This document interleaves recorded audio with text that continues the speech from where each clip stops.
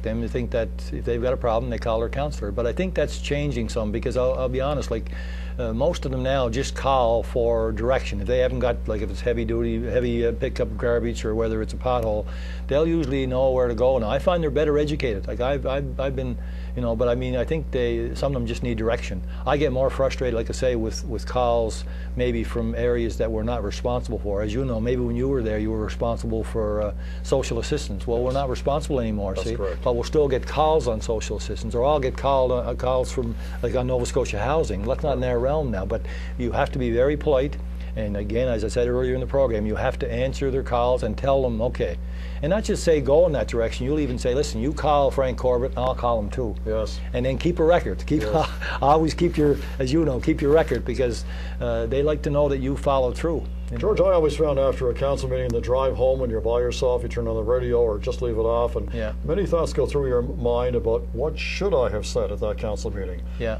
Or why did such and such an individual make that particular comment? Do you have that same moment? Well, I do, but I stress, you know, and like some councillors can talk, some can't. I mean, I don't mind talking, as you can tell, but like I remember, and I always give high praise to one of our newer councillors, Kim DeVoe, and of course Derek too. But Kim is very quiet, but one of our most respected councillors already, you know, and because she listens. Like, it's not always the ones that are talking that are doing all the homework. True. I mean, so and also with, as you know, with the council being televised, what happens is you get your agenda on Friday. Yes, I know. And it becomes almost sometimes not a road show, but you get ready for the council meeting. Yes. And see, as I mentioned before, out of respect, like most of the work is done at the committee level. Yes. So you may have 4 or 5 topics at the council meeting. Everybody's watching at home on TV, which is fantastic. But sometimes even the quieter councillors are probably getting as much work done as the ones that are talking it up. Yeah, that's so a very good point. You have to do your homework, and you have to work hard at committee. And again, you have to be accessible. But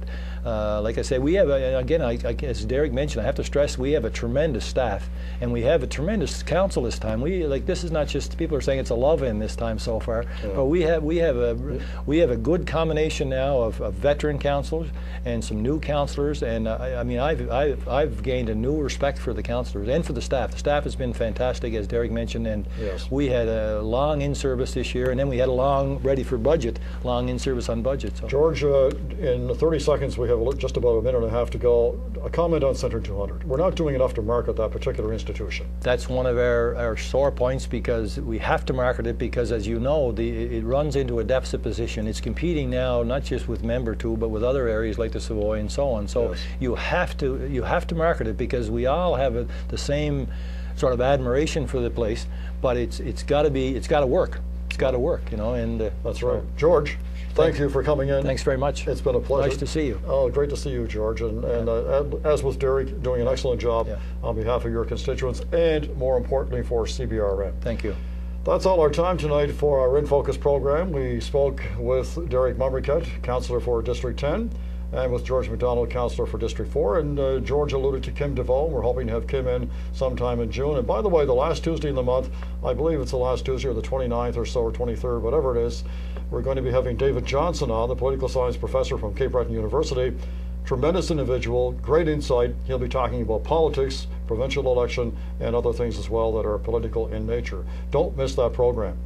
Thanks for watching tonight. Thank you to George and Derek, and to our staff here. We'll look forward to seeing you in 7 days.